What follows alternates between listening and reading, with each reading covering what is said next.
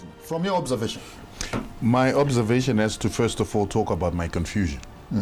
I have always been raised as a Christian, and I'm at a point where I am confused and asking the questions as to what it is that I was taught as my religion, which is this Christianity, is actually true. And I'm trying to reconcile this Christianity and the African tradition that existed before this Bible was supposedly brought to us by the white men. That's one.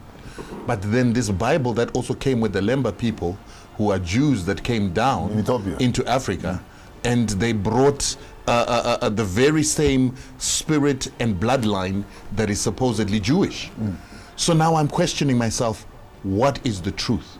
Because when I read my history, Africa and Israel, or what is called the Middle East, are one. The Suez Canal is a man creation and is just 200 meters across. And for some reason, this man creation that was created in 1886 has all of a sudden separated Israel and Africa. Yet, from my understanding, when Jesus needed to hide from what was his name? Harold? From the Europeans. Yes, from the Europeans.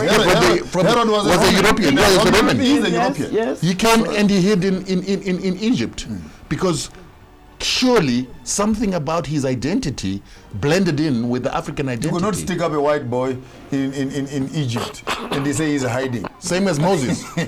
Same as Moses. Moses could have never been hidden. To you. But the question that we also have to address is, if the book has become the word of God, how was God communicating? She corrected that. Okay, the book is not the word of God. No, but I need to Okay, finish go ahead. finish this. So if the book is this book that has got what the word of God, how was God communicating with the other tribes that were not using writing as a system of communication with God? Because in Southern Africa we've got cultures that believe in Mwari, and Mwari was communicating directly to his people through spirit mediums and through the rocks.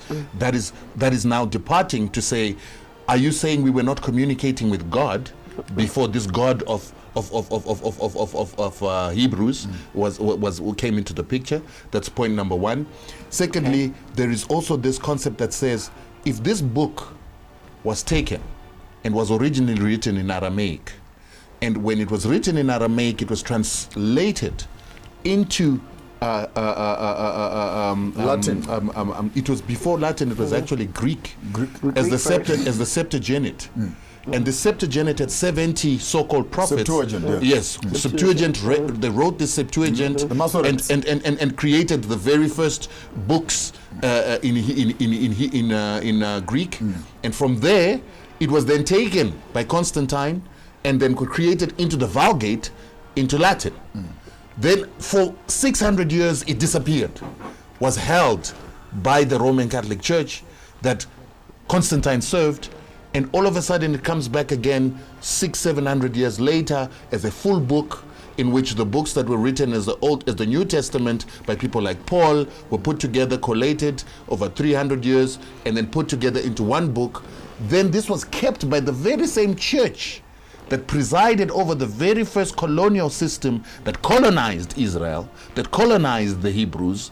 And then it comes back as a full book that's coming out of this evil establishment called the Roman Catholic Empire and the Roman Catholic Church, to be brought to people as the Word of God. Now my question is, why would this evil be so interested in giving us they are dueling together? They are because not. I'll tell you why they're dueling together. Okay. The world we live in has got a word that has given certain promises. Promises that the Christian or the children of God shall heal the sick, they shall raise the dead, Yes. they shall turn deserts into a wilderness, into a forest. Yes. That's not happening. Why isn't it happening? Everything that the devil is trying to do, which is to corrupt, to destroy, to steal, to colonize, to kill, is happening. You know why? People are being white. African that is speaking for Africans. I have been confronted many times by the question that how do you reconcile trying to speak about the rising of Africa while using this book, this doctrine, this concept of Christianity. That's what we're talking about. When this contradiction comes, how do you gel the two? Because there seems to be a contradiction. I used to fight that as a Christian, to say there is no contradiction. It is one and the same thing if you just stop looking at Jesus as a white Jesus. But there are questions that keep getting raised that yes, he might be a black Jesus. But the promises that are made in this book, the ones that are supposed to manifest themselves, they are not manifesting. Well, And this book was compiled by the very same enemy who colonized the Hebrews, who destroyed the Hebrew Empire, who took Hebrew land. And literature. And literature.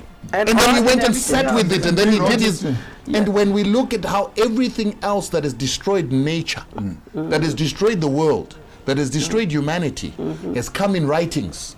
The writings of science, the writings of economics, the writings of accounting. Writings of All politics. of them have been corrupted by this creature that has a desire to dominate, a desire to destroy nature, a desire to The prince of this world. kill. But it's the a prince cre- of this world. The problem with that is that the most evil men in this world who break those very same rules have everything. No, they don't have everything. They do. No, they don't. Because What people are they saying is don't- that these gifts that you say are free, mercy, love, Yes, yes. all those are things that do not benefit people that And they are are, living in foreign to, hunger. they are foreign to evil people. And not only that, even the children of nature, the children of this continent, do not need love and mercy. They are dying of hunger. They don't have shelter. They don't Hold have it clean right there. water. Hold it